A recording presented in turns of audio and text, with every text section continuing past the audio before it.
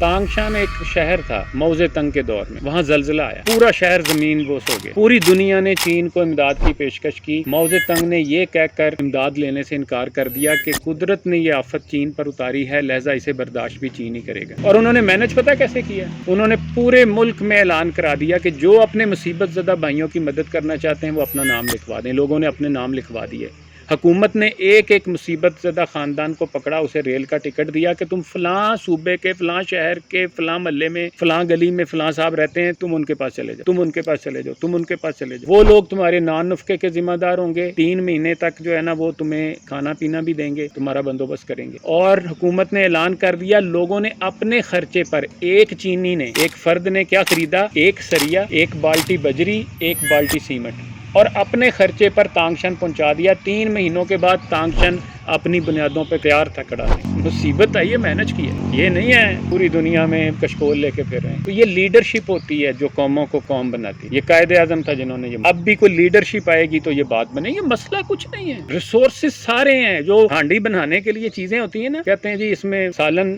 کون سا ہوگا اور اس میں تیل ڈالنا ہے اور اس میں مرچیں ڈالنی ہیں اور نمک ڈالنا ہے، تھوڑا پانی ڈالنا ہے، وہ ساری چیزیں آپ کے پاس ہیں۔ کہیں آپ کو نہ IMF کی ضرورت ہے، نہ آپ کو جناب کسی سے اجازت لینے کی ضرورت ہے۔ مسئلہ صرف یہ ہے کہ ایک غیرت مند اور ایک خوددار لیڈرشپ چاہیے، باکردار لیڈرشپ چاہیے۔ ابھی تک جو آئے ہیں نا وہ سب ڈرامے باز ہیں، وہ اشرافیہ خود کھڑی کرتی ہے ان کو اور ہم ان کے پیچھے لگ جاتے ہیں۔ وہ 5 سال بعد پتہ چلتا ہے گیم تو بیچ میں اور تھی، وہ تو فلاں کو نیچا دکھانا تھا تو اس کو کھڑا کیا۔ وہ بھی اشرافیہ کے بنائے لیڈر تھے، یہ بھی اشرافیہ کے بنائے لیڈر۔ ان کے بعد بھی جب یہ لوگ پٹ جائیں گے پھر ایک نئے کو کھڑا کریں گے، انہیں کہیں گے یہ سب خراب ہیں، یہ آیا نیا، اور وہ بھی انہی کا ہوگا۔ یہ ہو رہا ہے اس ملک میں 70 سالوں سے، یہ ہو رہا ہے۔ جب تک آپ نہیں سمجھیں گے کہ یار ایک اپنوں میں سے، اپنے جیسے B کلاس، کوئی C کلاس کے لوگ، ان میں جو جن کو پتا ہو غربت کیا چیز ہے، منرل واٹر پینے والے کو پتا ہوگا گندا پانی چیز کیا ہوتی ہے، وہ بتائے گا، وہ آپ کو پانی مہیا کرے گا۔ اس کو پتا ہوگا پانی جب پیتے ہیں لوگ تو کیا ہوتا کیا ہے گندے پانی۔ وہ جنوبی پنجاب سے چلے جائیں، وہاں لوگوں کے ایسے نا، یہاں ایسے کیڑے نظر آتے ہیں جسموں میں، پتہ ہے آپ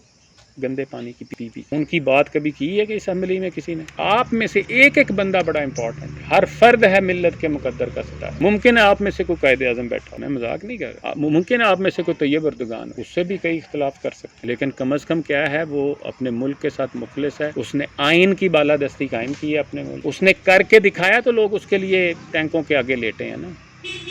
ہم کرتے کچھ نہیں ہیں، بے وقوف بناتے ہیں، نعرے لگاتے ہیں، باتیں کرتے ہیں، اور اس کے بعد چاہتے ہیں کہ لوگ ہمارے لیے جاننے دیں۔ یہ جو آج ہم نے ہائیکنگ کی ہے، یہ صفائی کی ہے ہم نے، ماشاءاللہ ویل ڈن جی۔ میں کہتا ہوں یار وہ جو کل موٹر سائیکلوں پہ نکل کے ہو ہا کرنا ہے نا، اس سے کہیں بہتر ہے، یہ لاکھ درجے بہتر ہے کہ آپ پہاڑ پہ چڑھے ہیں، آپ نیچے اترے ہیں، آپ نے انجوائے کیا ہے، آپ نے انرجی گین کی ہے، آپ صحت مند ہوئے نا۔ تو پاکستان کو صحت مند لوگ چاہیے نا، پاکستان کو باجے بجانے والے نہیں چاہیے، پاکستان کو IT پروفیشنلز کی ضرورت ہے، انجینئرز کی ضرورت ہے، سافٹ ویئر ڈیولپرز کی ضرورت ہے، فری لینسرز کی ضرورت ہے، ڈاکٹرز کی ضرورت، بزنس مین کی ضرورت، فوجیوں کی بھی ضرورت ہے، لیکن سرحدوں کی حفاظت کے لیے۔